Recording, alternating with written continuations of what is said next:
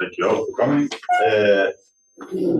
What is something written here? I don't know what it's. I don't know if someone can help me with content or slides are here, please. yeah, no, but I mean there are some messages here. Not appearing on screen. So should I say okay? Content is being sent to a third party. Yes, that's true. Got it. Yeah, got it. And this. Yeah. Those.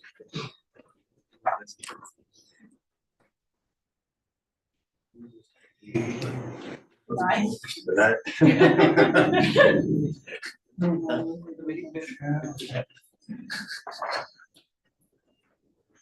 To be accepted in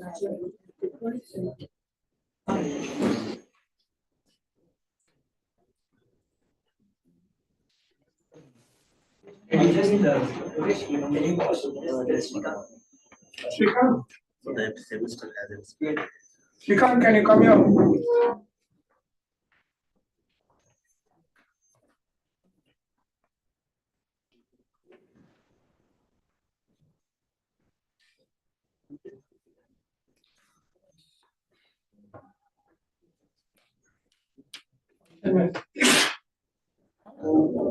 Is okay?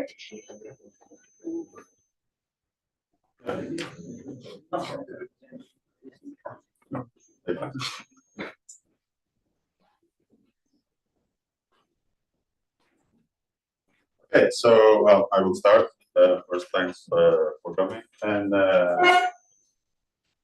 I will just recall some notation.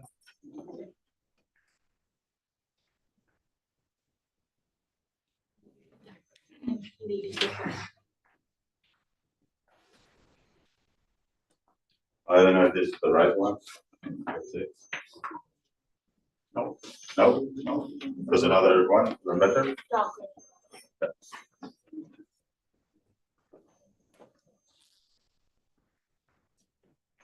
Oh, yeah. This one, yeah. Oops. Sorry.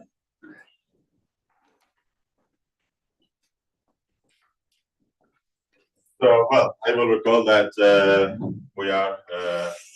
we consider somehow metric space, and we have a point process. This metric space is going to be basically, this is going to be the sphere or the Euclidean space, and we have a point process that can be considered just some of the Dirac deltas, random points that on random points in this metric space. Yeah. And then there's some notation I was using. So you will have a function I call f, the evaluation of this function in these random points. This is now a random variable, and this is a linear statistic. And we are interested in the behavior of this linear statistics. And in particular, if we take as our function the characteristic function of a set C in my set E, then this random variable is just the number of points of the process in C. Okay. So this was basically the notation I was using, and I introduced some point processes. Well, among the point processes, I will concentrate on a particular class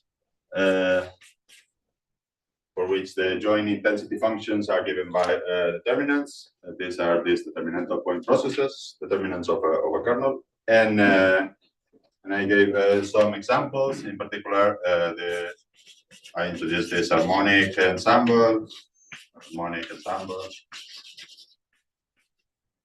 That for d equals 1 actually becomes the CUE, the circular unitary ensemble. Then I also define this spherical ensemble. Very nice point process on the sphere. And finally, the Bessel point process that again, when d equals 1 is a sign process, famous sign process appearing in diagonal matrices. Okay, and with all these ingredients, I was trying now to justify or motivate the interest in this the study of this the behavior of this linear statistics. And well, the first was this Monte Carlo integration, and well, the idea was basically try to control the error in the numerical integration. So if we change the integral by Riemann sum, what's the well now these points are going to be points of my random point process, and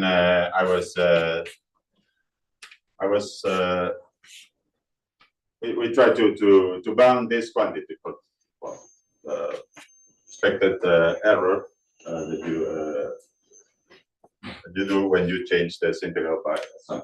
Okay?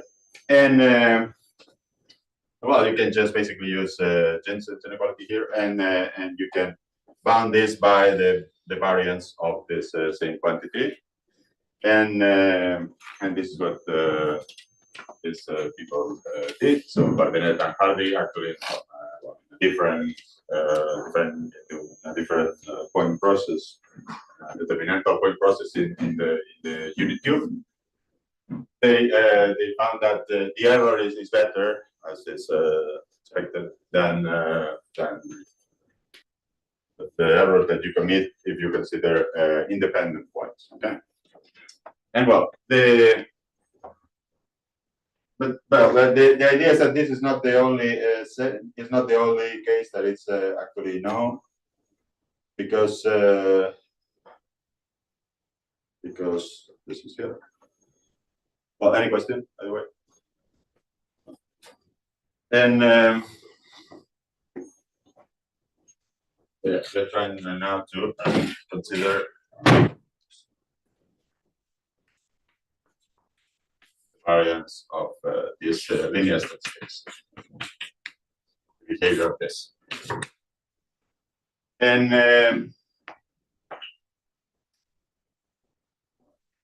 share. Pardon?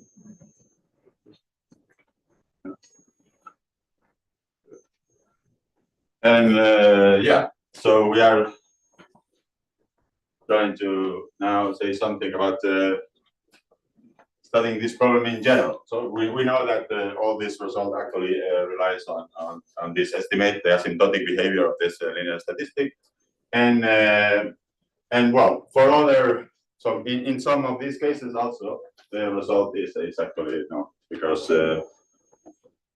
you can well, it's just measure. So, for example, well, it comes with a different name. So, in fact, it's this strong Szabo theorem. So, when in the case of the one-dimensional harmonic ensemble, or this CUE, well, this is the classical setting of the strong Szabo theorem. Well, this is the statement of the strong Szabo theorem. So, it says that if you have a function with a given smoothness, so this is one in this h1/2 Sobolev space. So this means that, well, it's an L2 function. That this sum is finite. Okay. Well, this semi-norm actually is fine. And well, when you are in this situation, then this strong Szabo theorem says that the expected. Well, here we have this essentially this discrepancy here, and well, actually, if you expand here the exponentials, you can see that the matching coefficients, it gives you what's the behavior, the asymptotic behavior of this variance. Okay, and well, it gives you also the convergence of this in log. So it's a very strong result. But well, in fact, this strong Szabo theorem has been generalized to other to SD actually. So this is not the connection with this random setting is not mentioned in this works by Okikiolu and Guillemina and Okikiolu, but it's exactly the same thing because well they have a general, so they have a generalized version of this strong Sigo theorem in SD and even beyond. So they consider something a bit more exotic, which is called Sol manifolds.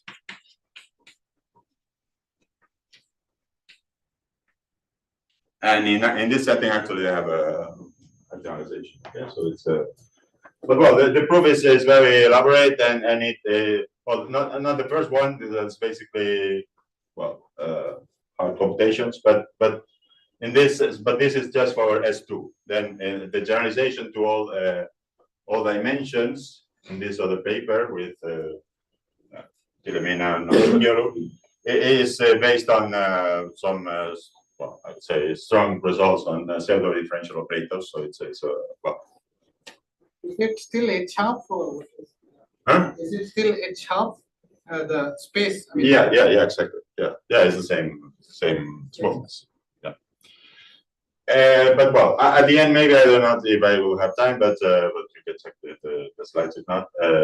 We have some well a more elementary proof, not of the whole strong Sigo theorem, but of the convergence of this variance that together with Shosnikov result is actually essentially the same thing. Okay.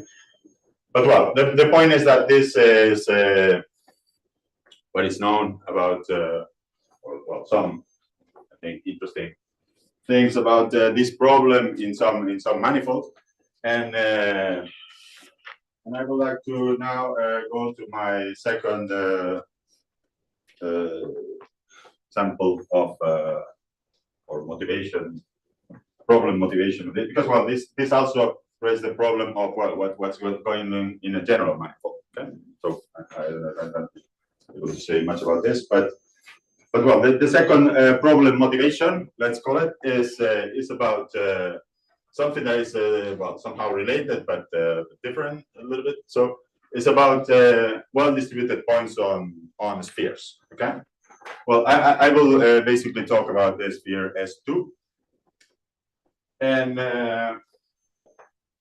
but well, the first observation, of course, is that the case of dimension 1, so the circle, is essentially trivial. So if you consider, if you want to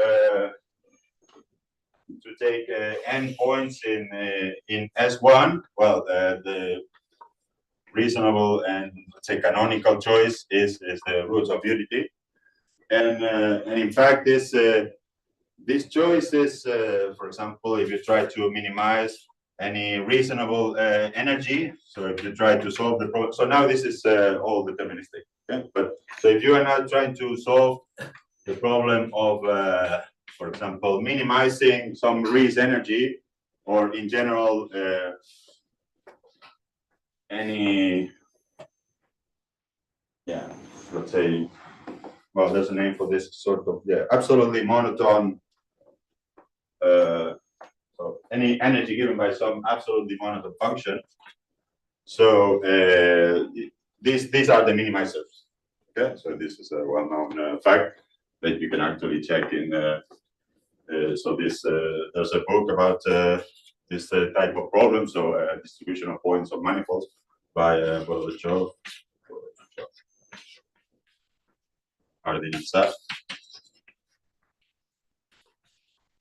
Well, for other references, you can check my preprint.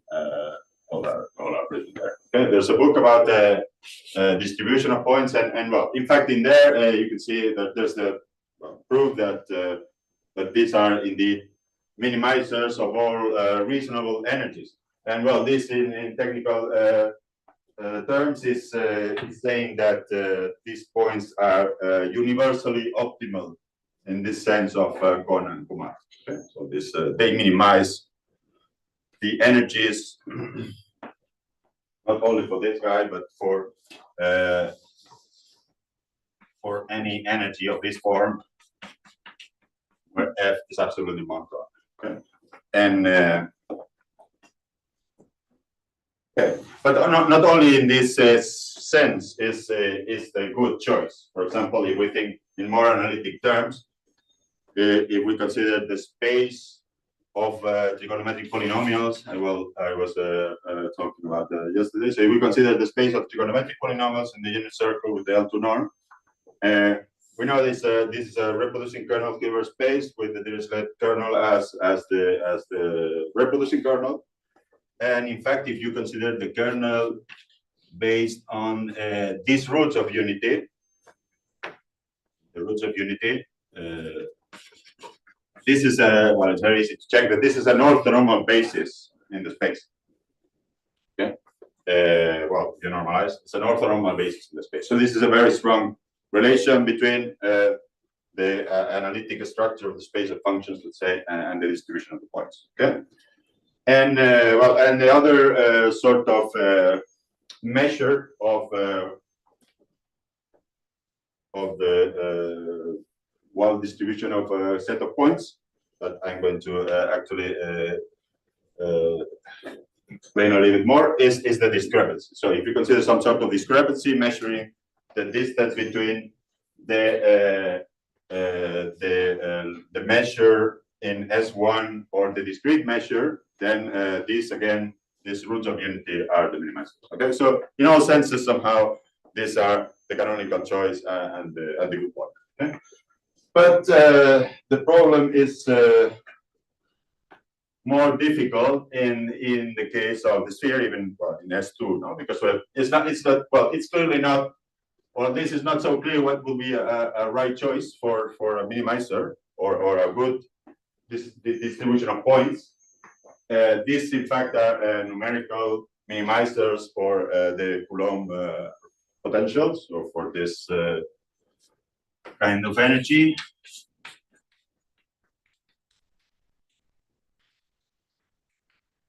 And well, the interesting thing here is that well, you can see basically that there's so these Voronoi cells, and almost so you can see a sea of hexagons. So you have this almost all of them are this green hexagons, but you have some irregularities. So they call them scars. Okay? And these scars, well, to try to explain a little bit more, why is this the how is this the yeah how it's that this is the final look of this well-distributed points. Well, the fact that there are a lot of hexagons is natural, because in some sense, so I mean, if you zoom in, then basically you will end up with a flat surface, no? So if you consider, you take it at the microscopical level, so you take more and more points, the thing becomes basically flat. Then in the plane is widely believed that this hexagonal lattice, this one. But the hexagonal lattice is basically, and again, universal minimizer is universally optimal in the sense of Convex. Well, this is not proof. In fact, what is known, I think, is that it is the minimizer among lattices. But this was due to Montgomery. But it's not the general result is not known.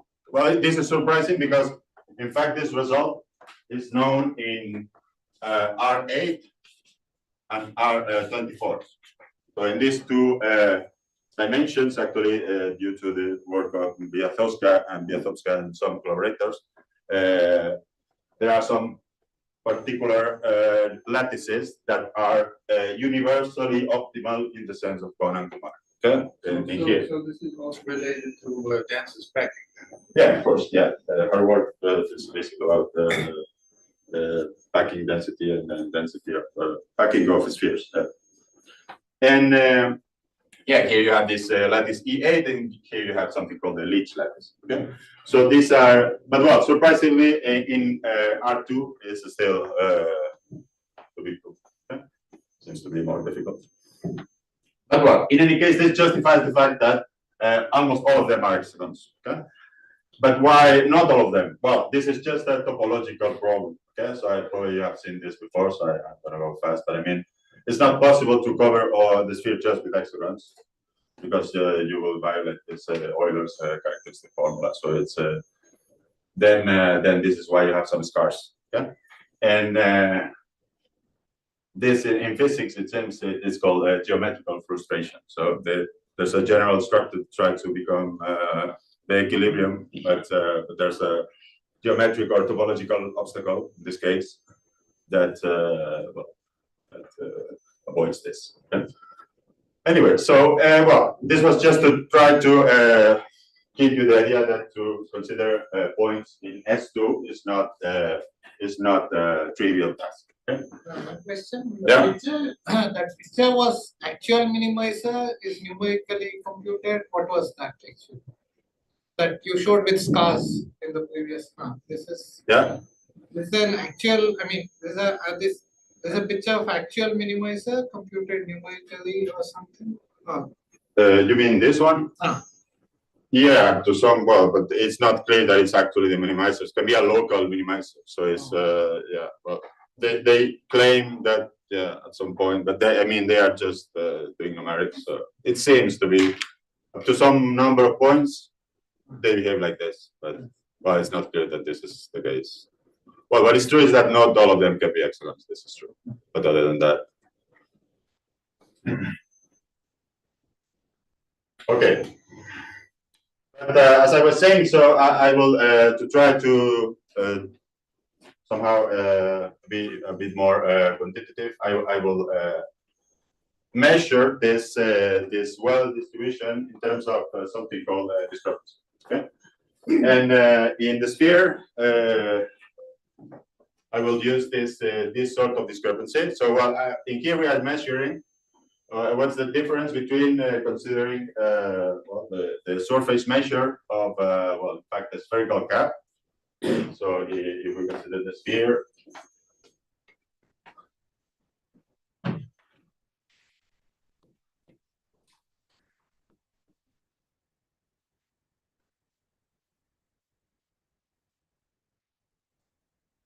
so if we consider the sphere, then now we have this geodesic balls, this spherical caps.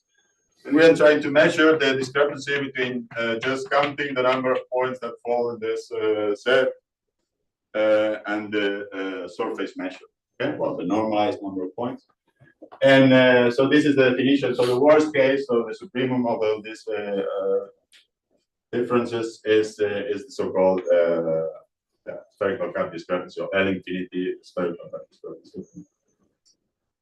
And well, in fact, it's a well-known fact, I guess, that if the sequence of points, so now I have an increasing sequence of points. So if this sequence of points is asymptotically uniformly distributed, so if this guy goes to 0, this is equivalent to this fact. No, is it known how fast it goes to 0? Well, that's the point. Yeah, of course. Okay. Yeah. Now this is a very weak property. Almost everything reasonably will satisfy this, but of course the point is how fast. Okay, and this is a quantitative measure of how well are these points distributed. And well, about this, there's a very nice result by Beck, establishing somehow the boundaries of this behavior, because well, it's not possible to approach continuous the Beck measure by some discrete set of points without committing some error. Okay, and the error is at least of this order. So if I consider any set of points, the error in the discrepancy, so this is the discrepancy. Okay, so this guy here, the discrepancy. So the discrepancy is at least this. Okay, and in fact, this is somehow is almost well, it's almost matching the fact that this is something that is well, it's not possible to do it better than this, but there are families of points that are so good that are almost like this. Okay? So they are as good as being square root of log close to this. Okay. So for all guys, this is true. Yeah. There's a D showing. The little d. Little d. Oh yeah, sorry. Yeah. Yeah, the result by Beck is in SD. Oh, okay. Sorry. Yeah. I was changing this, so probably I forgot to change it somewhere else also. Yeah, this so in SD. Now if we move to SD, if not, this guy is 3/4. Okay. So the result in S2 is that Beck saying that for any set of points, this is bounded by n minus 3/4, and is bounded above by the same thing. So in S2, square root of log. Okay? And in general, this is the result. Okay, so there's a bound in terms of t. So is the log necessary or? Well, that's of course the point, and it's not now. So well, it's not clear. Well, I mean that the lower bound is based on Fourier analysis. If you want a fast, nice proof, you can check this a paper by Bilic and I. And well, the idea basically is that you can, so instead of considering the supremum of the discrepancy, you can average this in L2 norm, for example, and you have something called the L2 discrepancy. And in terms of the L2 discrepancy, you can just, well, you can now take Fourier transforms and you can somehow work with Fourier analysis. And this is the way you can prove, and in fact, it's somehow related with the original proof of Beck. Okay? So the point is that the lower bound is also a bound for the L2 discrepancy. Okay, so this lower bound is, so I mean, this is smaller than the L2, and the L2 is smaller than the L infinity. Okay? So this is where this lower bound comes. So maybe it's not, well, it's not clear that this is the right one. But in any case, well, in the L2 norm, in fact, the upper bound is exactly the same, so it matches. Okay, but in the L infinity case, it's not known which one is the right one, or maybe there's something in between. Well, that would be really weird. But well, the thing that I want to mention about this is that well, this lower bound is about Fourier analysis, let's say, but the upper bound is, of course, to get an upper bound, you need basically examples. Okay, so if you have an example, you have an upper bound. And it's very difficult to find examples. And then, as is well, I use mathematics. If you're gonna do something deterministic, then you try to do it randomly. No? And this was exactly what Beck did. And he was considering actually determinant of point processes. So he chose a particular type of process that is something we can, well, it's something that comes with the name of jittered sampling. But the idea, well, in S2, well, not is the same, is that in S2 you consider an equal area partition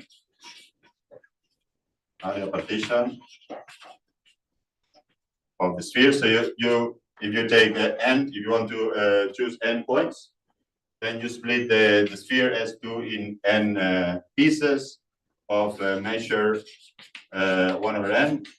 So this is the normalized Lebesgue measure. So this as are disjoint.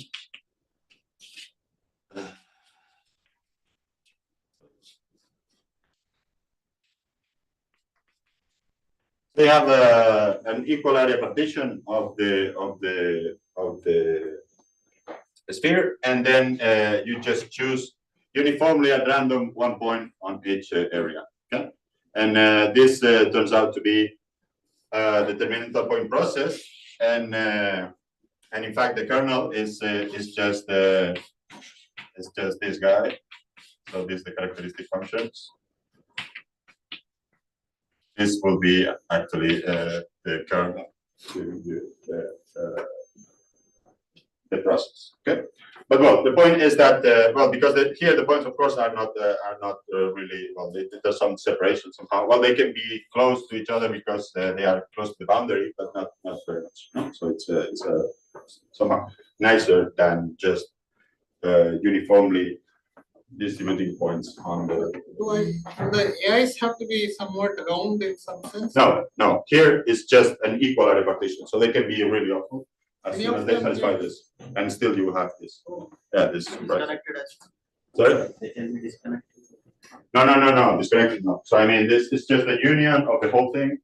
They are disjoint, and they have area 1/n. But they can be, I don't know, very long or something. So it's Can they be disconnected? no disconnected. I don't Still think so. Oh, maybe yes. I don't know. No, I don't think. No, let's say no. I will have to check, but still can be. Well, they can be quite bad. I mean, but maybe not disconnected. Okay. Well, but yeah, the point is that. Well, why to bother about all this? Maybe it's easier to do it deterministically. No, just to show you what's the state of the art, let's say, or what's possible to do in the sphere, and how far are we from being able to do things without the help of random processes. I will show you what's known about the deterministic case. Okay, because well, this is Beck's bound in S2, so you have this 3/4. Well, sorry, here's a square root of log. But if you try to find families of points, well distributed families of points, this is basically, well, I think. Good survey what is known. So in Lubotsky, Phillips, and Sarnak proved basically with a deterministic example, so a very nice with a very deep structure based on something called Hecke operators. They proved they found examples that behave like this. So it's like n 1/3. So it's well, it's quite far from 3/4. Okay, but well, this has improved slightly. So Wolf in an unpublished work actually found again a deterministic example. Based this case now this Wolf case is based on not on equal area partitions, but actually on area regular partitions. That it's a equal area partitions where these pieces are somehow nice. Okay, so they contain a wall of radius 1/n, and they are contained in a wall of radius 1/n. So they behave kind of nice. Okay. So using this extra structure, let's say, I was able to get rid of this block. And well, just the best result I know about this is this Sleipner, Brochard, and Dick, or again with a deterministic example that basically comes from erasing by some map something that works in the cube. Something called Fibonacci lattices. They end up with an example that they prove is like this good. Okay. There were some numerics saying that maybe this is even better, but what they actually prove is this. Okay, so this is the best is known. So the idea is that well, this is somehow surprising. Because in this paper also they proved that if you take the points uniformly at random, independently on the sphere, this is actually the order. Okay, so with the deterministic examples that we have nowadays, we are as good as just sending the points at random. So this I think is surprising. Well, then this is pretty bad. I mean, yeah, it's really bad. Yeah, it's really bad and really far from here. Okay, there's no example beating this square root. Okay. If you take ID uniform, don't you get extra log factors or something? I think no. I think they have in some sense that they have different properties. So this is just a vague statement. So it's typically discrepancies of this order. Yeah, in some senses there are some logs and things, but for example, the expected discrepancy is bounded above and below by the square root with constants, without logs. But there are some other cases where you have logs in some senses. So there are different results about this. But at the end, the order is this one. Okay. So,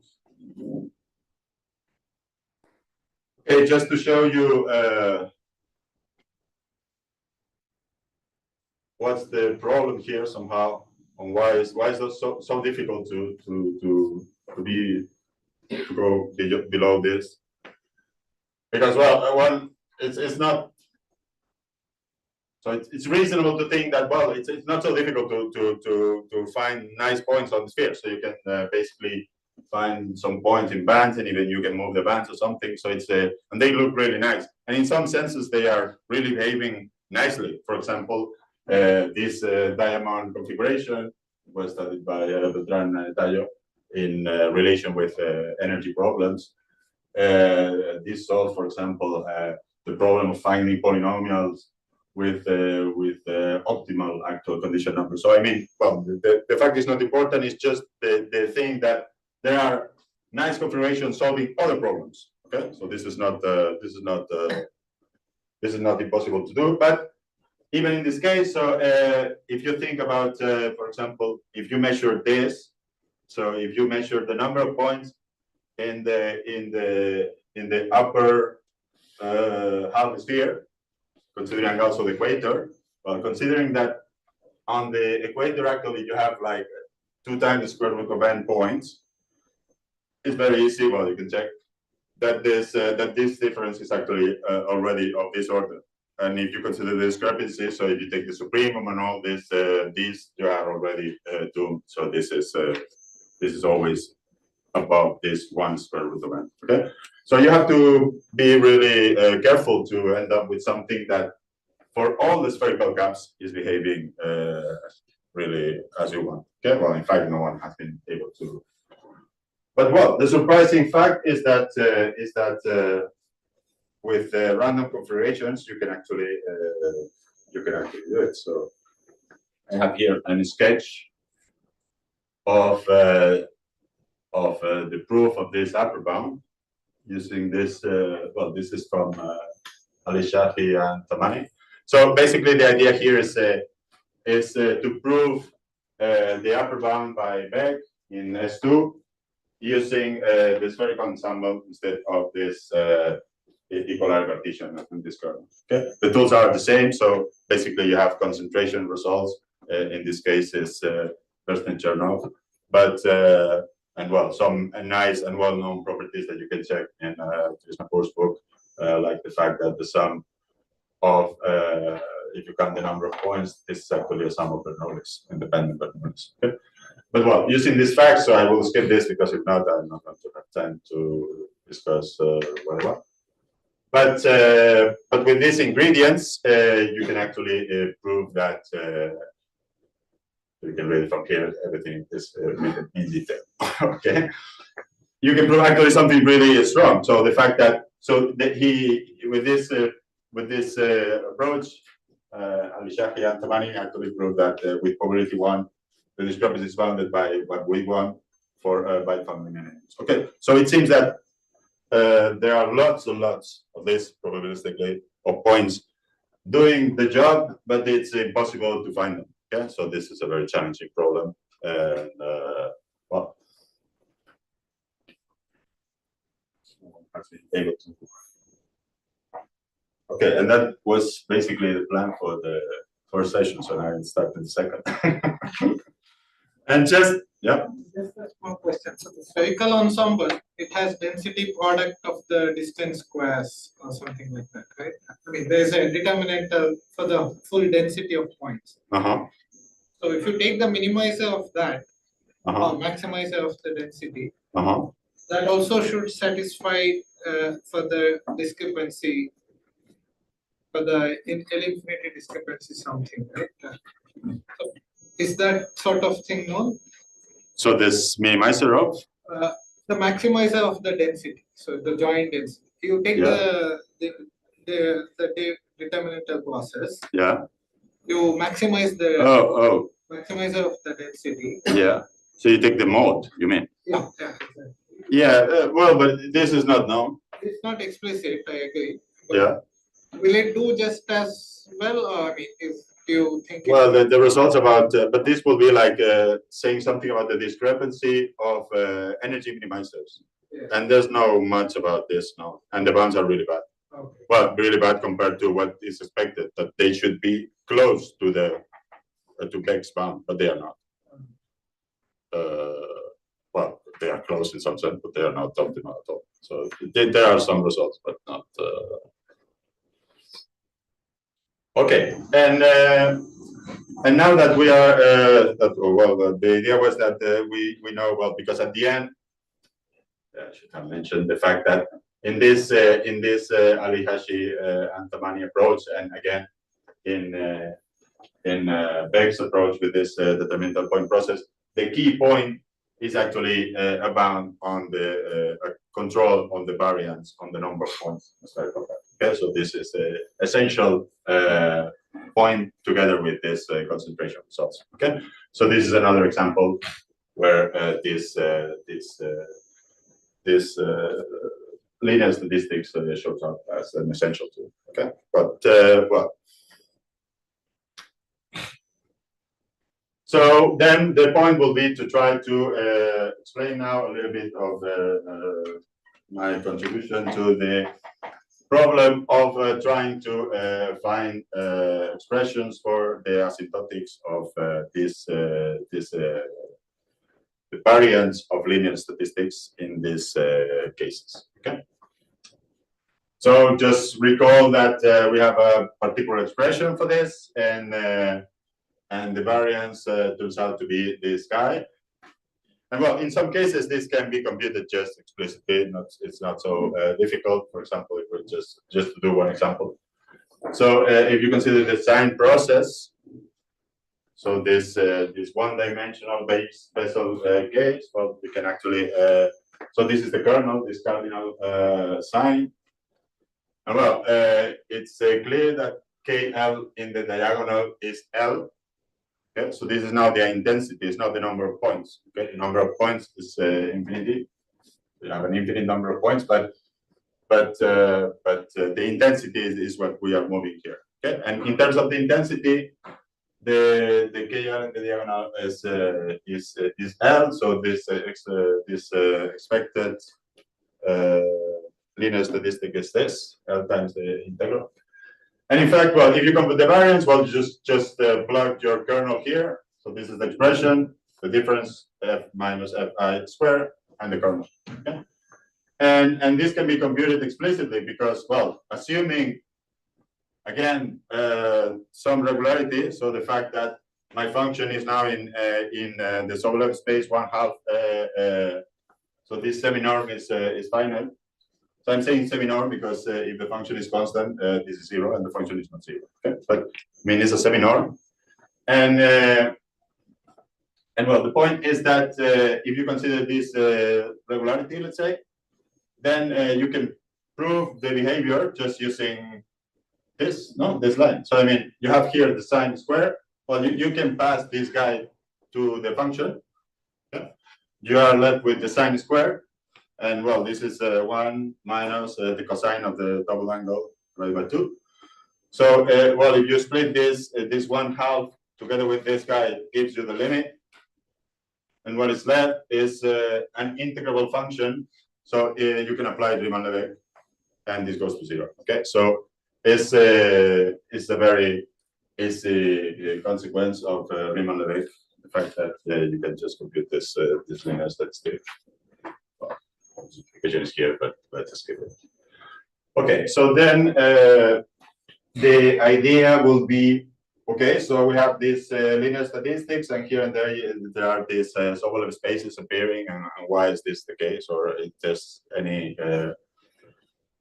way to somehow make this connection a bit more explicit?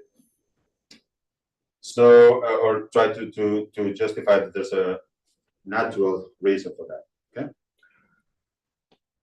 So for this, I will introduce a bit, well, just basically two words about some Sobolev spaces. Okay. Well, here there's again a typo, so this will be LP. Okay. Well, the Sobolev space W1P. Well, this is basically saying that you have one derivative in LP. Okay. So it means that the gradient of the function is LP integral. And well, this is space of functions. Well, I'm going to consider basically this M is going to be the sphere or RT. So all of my cases. And well, in this case, the smooth functions are actually dense. Okay. Well, in fact, you can define the space as the closure with respect to a norm. Well, and the norm will be this guy together with the LP norm. Okay. This is just a semi-norm, but together with this will be a norm. You consider the completion of this space, you end up with this Sobolev space. Okay. And but well, this is not all the smoothness or regularity we need, so we have to push this a little further. And for this, I will consider now fractional Sobolev spaces. So now we will define this WSP. So let's say I have S derivatives in LP now. By S derivatives, where S is something between 0 and 1, so it's something fractional. And it can be seen as, again, the space of LP functions, such that this Gagliardo seminorm is finite. Okay. And well, in the case of, in the Hilbert case, let's say when P equals 2, then usually you drop this, these 2 and these spaces. WS2 become HS are called. Okay? So this is just notation. But well, these are somehow spaces that are above the others. Okay, so because so I'm trying to find somehow spaces that cover the limits of this linear statistics, and it's not enough to consider this this W1 P or W2 because so you need something bigger, something. So this is too small. Let's say no. So you have these spaces. They are included in this S. Okay, S is something between 0 and 1. But in fact, in terms of the Fourier transform, if you want, so a function belongs to here, to HS. This is happening when XS f hat x square is integral. Okay, so it means that if you consider S equals 0, you end up with L2. Okay, so this is increasing towards L2. So it will be at the end there's no smoothness at all. Okay. But still, even in this class, so I mean, I will need a bit more, something a bit more rough. And for this, I will introduce now this space of functions of bounded variation. Okay, the spaces of bounded variation is well, this is just the definition. So you have some object here that looks somehow like this W11, in fact. And in fact, if the function is smooth, they are the same. Okay, so this bounded variation norm of a function is actually the integral of the gradient. Okay, but in general, this is included in here strictly because the idea here, and this is what I would like to stress, is that somehow this space bounded variation is exactly this space together with characteristic functions. Okay, because characteristic functions are not in here. Because if you have una characteristic function and you consider the gradient in the distributional sense, well, the characteristic function of a smooth domain, let's say, the norm is going to be 0. Okay, so the function ends up being 0 here, but the function is not 0. Okay, it can be considered something non-zero, but in a different norm. Okay, and this is why you need this bounded variation. Okay. Well, just some results. So if if the boundary is smooth, for example, C2, the bounded variation of the characteristic of the set is the measure of the number, okay? The H1 HD minus 1. Yeah. Any question or? So what is the norm of the one form, which is that? Well, if you want, so this is like well, in the case of so this so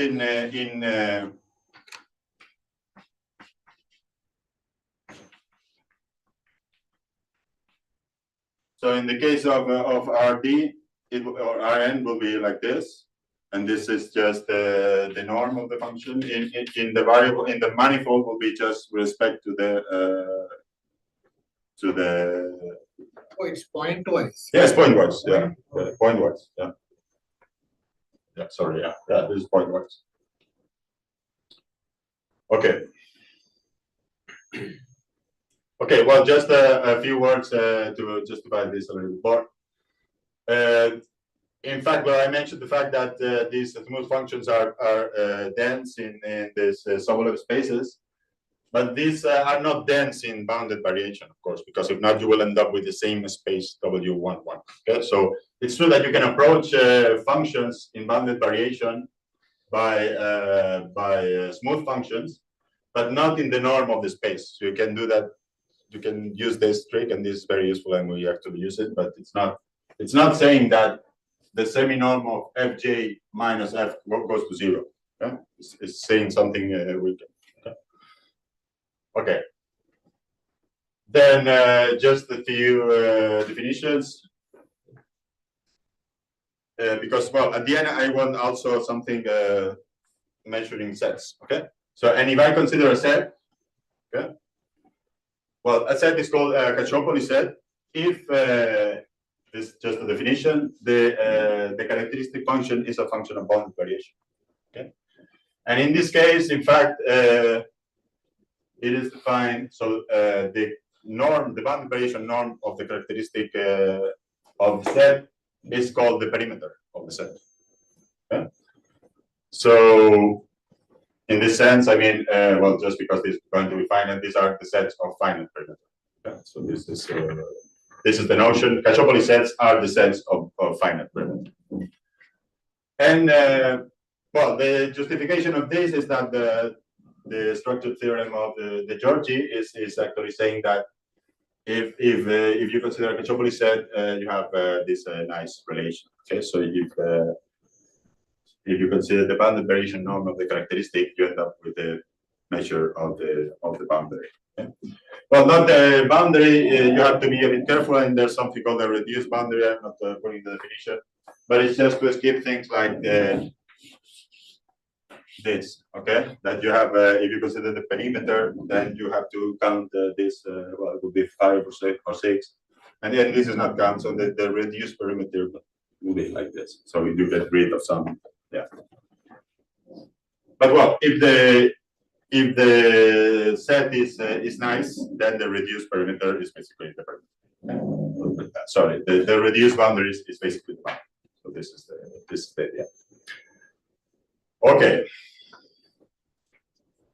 Well, by the way, if I have to give any reference about this, so there's this book by Evans and Gariepi about functions. It's called Fine Structure of Functions or something like that. Fine property. Yeah.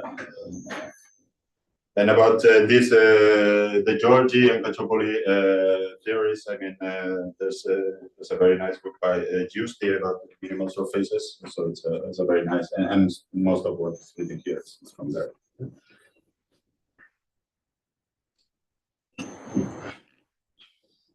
Well, just for information, in fact, it's not so often that you have movies about mathematicians. So, in fact, I invite you to. There's a movie about Cacciopoli. So it was a very interesting character, and yeah, the movie is. Like a biography, or? Yeah, about his last days. Any good? Yeah. Is the movie good? Yeah, it's good. It's interesting. Yeah. The problem, I think, is it's a problem. I mean, I think it's in Italian. So it's on YouTube. You can actually watch it. Without no subtitles. I think that's subtitles, I think. But maybe it's somewhere else. Maybe there are. Yeah, but it's an interesting movie. So what's happening in the movie? Well, the movie is called. Well, it's about his death. It's about his death, his last days. So it's called the morte of. The morte of. Well, I don't remember. The dying of a Napolitanian mathematician, something like that. So it's a nice movie. So it's not so common to find nice movies about mathematics or mathematicians. So it's a fairly unknown one. Anyway. So okay, and now I will try to present actually this way, let's say, of computing asymptotics of linear statistics. And this is based in some objects. So I have to define this. So if you consider, so these are radial modifiers. So if you have these are just modifiers. Okay, so it's just the point here is that. So they integrate to one, and the tail is somehow vanishing. Okay, if you have a fixed. Okay, the idea is that, well, the point here is that this is a function of the distance in the manifold. Okay, so this is why it's called the radial. Okay, and we saw actually that lots of this in these cases, the kernel was actually of this form. No, was exactly of this form, and this is what it's going to actually be important. Because the kind of results that we are going to use are these ones. Okay, so there's well, a lot of literature already about some work by Gauguin, Bresis, and Mironescu about non-representations in Sobolev spaces. The idea is basically this one. So if you have a function, for example, in one P, then you can recover the norm with this Gagliardo somehow semi-norm together with a modifier. Okay. Well, there should be will be a distance here. Sorry, but yeah. Well, it depends on the difference anyway. The point is that with a modifier as before, you can recover this, and well, even in this case, W11. And this is explicit. This is a constant which is explicit, and even you have something in bounded variation. Okay, and then here the observation is that this seems to be very close. Well, just a few words about what is known about this before. Well, this is written here for RD, but this is not the original setting. So the original proof was about Sobolev spaces in Lipschitz bounded domain. So Lipschitz domain, well, we saw in one of the conferences this thing about a coin moving around. But if you consider, so Lipschitz domain is something where you can move a cone around. Yeah? So it's much rough than something that you can actually move. You can, Yeah, that you can move it to the boundary. Yeah, you can move it to the boundary without touching the. Or locally the graph of a Lipschitz, like at each point you can view it as the graph of a Lipschitz function. Yeah. Also, yeah. But yeah, but they are bounded, so I mean it's uniform. Okay, well, this was the original setting. Okay, with an omega, there was a Lipschitz domain, but this was the original work by Bresis, Gauguin, Bresis, and Mironescu. This was so his result was basically about this, and they asked about the bounded variation case. So this was solved by Davila, and but this technique here is basically due to Bresis. So, but this has been extended well to more general domains by for them recently, and well, even it was extended to manifolds, but with an important restriction. They assumed that the modifiers were monotone. Okay, interesting. And this is, well, in our case, it's not satisfied in any of the cases. Okay.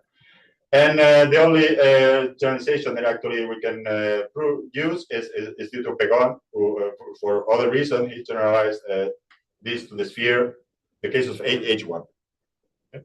So these were somehow the known cases of this sort of results, and the observation is very simple. So the technique is well, recall that we are trying to say something about this guy.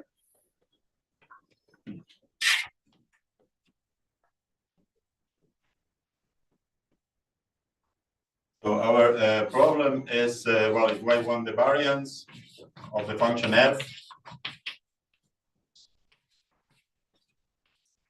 respect to some kernel coming from some the underground background measure and mu. So we have a determinant point process, and we are trying to measure the variance of the linear statistic associated to some function. We know this is the expression. So, well, we try to match this with that. Well, it's just, well, it's clear. No, so I mean, this is not here, but we can just wait here and take the product with the same thing. So we divide and multiply by this thing, and hopefully the kernel together with the distance will be a modifier. Okay? So this is the idea.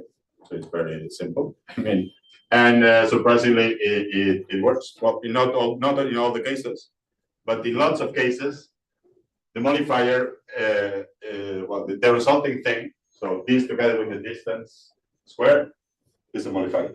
Okay?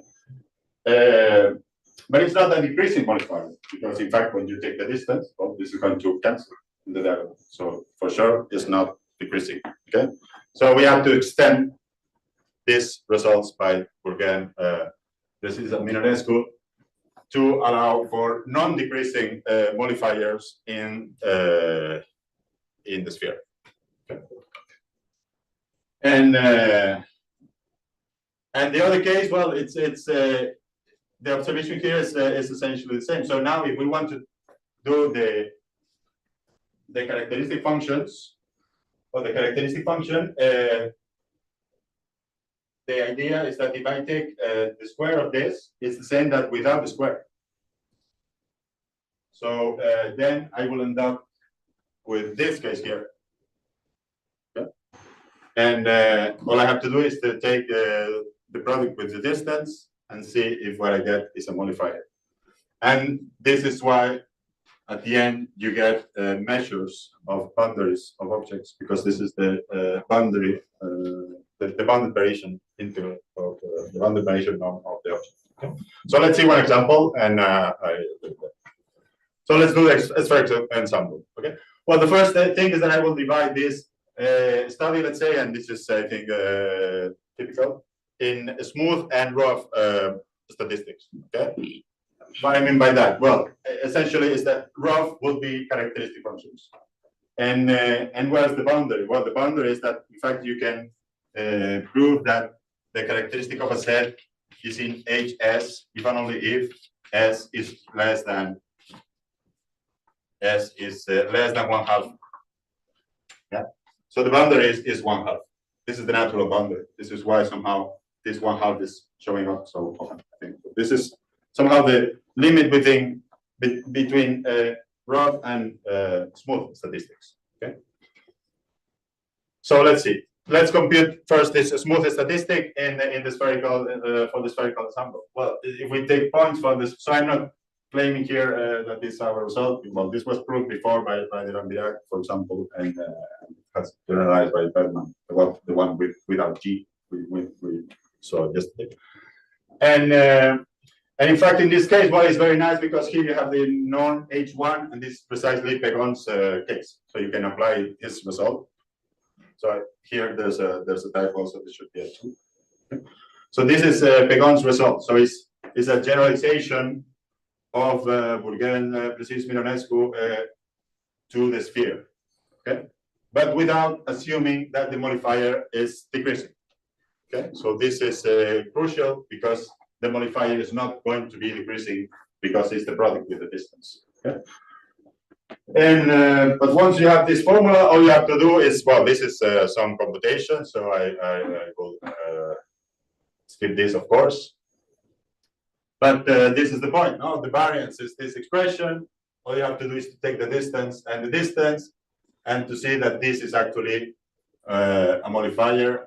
Well, it's a very nice kernel, so it depends on the distance.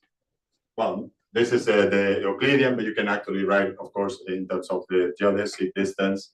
And this turns out to be the function appearing at the end. Okay, then all you have to do is to see that this is an actual modifier, so that it integrates to one. But for this, all you have to do is it integrates to something, and then you divide by this, and to see that the tail vanishes. Okay, and this is well. In this case, it's because this is really fast. So this kernel is really good. Okay? So applying this, the result just follows immediately. And just to see the situation for the rough case. In the rough case, so if we consider rough statistics now, so now we want to measure the variance. Well, sorry for the multiple notations. This is the number of points in A. Okay, so what I call XA. So now if we have this now, the result is that for any Caccioppoli set, the variation divided now, well, you can see that there's a difference between this rough and smooth. So in the smooth case, there was no normalization here, so it was just going to a constant. But in here we have to actually, this is actually, this terms is growing. Okay, this variance. So in here, for example, you can apply Shosnikov. Okay, in case. The point is that this limit has been obtained also before. Okay, for example, in this same paper by Ali Shahi and Tamani, they proved this for spherical caps. Well, if you are curious about why the constants, if the constants match, well, they actually match using this Levy isoperimetric inequality. So there's something, it's an isoperimetric inequality in the sphere. That both says exactly this. Okay? So you have this inequality, this H1 is bigger than this, and it's equal when the A is spherical cap. Okay, but well, it's true not only for spherical caps, but for any Caccioppoli set. So and the proof is very straightforward. Again, is well, in this case, we would like to we generalize actually this tabula result that was on RD to the sphere. Well, the generalization, I will say, is not trivial. Okay? So it's not just writing because the proof is it's different. Okay?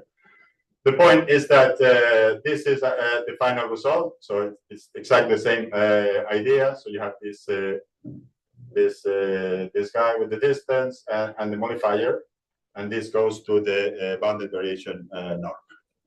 And all you have to do is, if you start with the variance, well, you can just forget about the square, and you take the distance, and what is left is, again, a radial modifier, and you can apply the result, and that's it. Okay, so this is, again, the proof. And with this device, well, you can do different cases. So it's just a matter of computing. So the Bessel point process, where you have actually this H1 half. Well, this is the norm H1 half, the semi-norm H1 half. You just have to do the same. Well, the problem here is again that, well, yeah, something that I should have mentioned is that this connection with between this Bresis, Bourgain-Bresis Mironescu result and the computation of asymptotics of linear statistics was also observed by Zheng-Jiang Lin. You can check it in my preference, the reference. And used in other cases, okay? So, but well, it was observed independently and at the same time. That's what just the same. But the application was different in some sense, okay? Because we actually generalized original results to be able to cover some processes that we were studying, and we were studying this actually before. Well, in any case, the point is that in this for this Bessel point process, the problem is that the hypotheses again are not really fitting the ones with in this Bresis Mironescu result, because well, the modifiers are not integral. So well, this is, but you can somehow change the proof, and with some technical things you can actually make it work. So you can prove essentially the same kind of results. Or, well, in other cases, well, you can actually do also this Geneva rate I mentioned yesterday. And, well, in some cases, actually, this doesn't work. For example, in the harmonic example, it doesn't work. So it's surprising, but because when you take the square, what is left is not a modifier.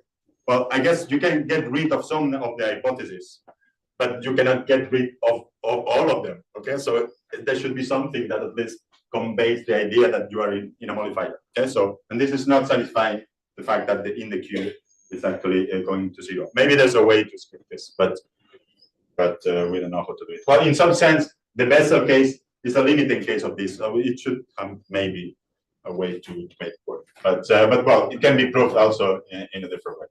So harmonic case kxy is a function of distance xy, right? Yeah. So it is radial, but not a modifier, is it?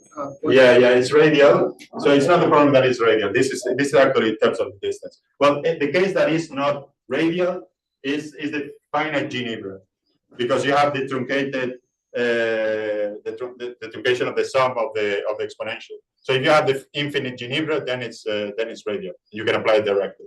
But in the finite case, you have to also change the original result to allow for something that is not radial, but is almost radial. Okay, so it has also been extended to this case. And well, I will skip our result. So there's a way to somehow prove this harmonic case also without these tools. But just I will like to end up with mention some open problems or things that I think that are interesting. So around these things. Well, the first is well, we mentioned already this back bounds, and well, they are not matching, and well, I mentioned the fact that yeah, you can use this spherical ensemble and get exactly the same back bound, but this is the only case that is known. So I mean, there's no case where a rotation invariant point process on the sphere is giving you the right bound. Okay, so there's no, so this is not non-rotational invariant at all. Okay, and then the point will be if there's any replacement for this spherical ensemble in other dimensions for the sphere, there should be something that is better than the harmonic ensemble. So you can do the same technique and you can get a bound, but instead of the square root of log, you will get it with a log.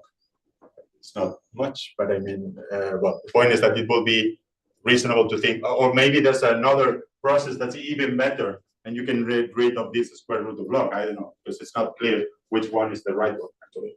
Okay. And the second, of course, is about finding some deterministic structures below this n1/2, and this is in fact I mentioned this thing that, well, you have this, for example, these zeros of the zeta function that somehow behave like this CUE, but what will be a possible replacement or a nice distribution of points on the sphere that may be close to what we can actually do randomly. Okay, so this is something that it's well, something that is also reasonable to ask is well, to try to generalize, to extend this Bourgain, Mironescu approach to general manifolds. Well, there, of course, there are problems with the estimate you have for the kernels, because on the sphere you have a very nice asymptotic estimates due to zero, and in other related settings, like in this projective spaces, so something close to this solved manifolds that actually is the setting where this zero strong theorem works. In this case, you can actually you have nice bounds, but in general the bounds are not so good. Okay, so well, even if you generalize the functional result, it's not good that you can apply it directly. But well, there's a challenge there to see what's actually possible. Okay, without this, or even to point processes that are not determinantal, because the structure. So for the variance, you have another expression. Well, it's no longer with the kernel; it's with something else relating this first and second intensity. And the problem is that in general, it's not going to be positive. So, but it's in some cases it's almost positive. So you have this this such zeros of polynomials, for example, of random polynomials, you can actually compute, and it's possible to do it, and you actually match the constants that are computed in a different ways. But there's no the general result is not yet to allow for. And well, at the end, I will just mention that after this linear, well, of course, not everything is done in linear statistics, but it would be nice to move a bit more forward. And beyond this linear statistics, the next, let's say, family, natural family, or something I think as a natural family to consider, are these US statistics that include basically energies. So it will be very nice to be able to say something about the behavior of these US statistics in the case of determinantal point processes, because in the case of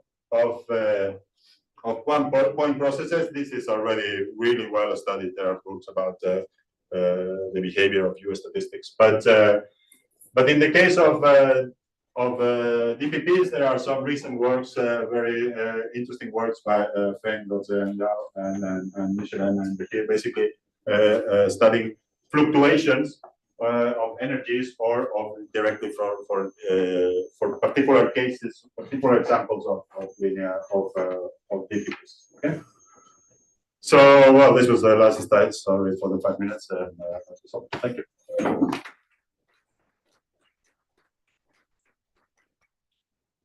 Questions? The Bessel process is the kernel square integrable or no? No. Okay. Well, it is, but I mean, because it's it is integral, but not when you take the distance, because it's like the sine square. So the cardinal sine square, this is integrable, but when you multiply with a distance 1, then you get rid of 1, and then it's not integrable. Okay. So this is the.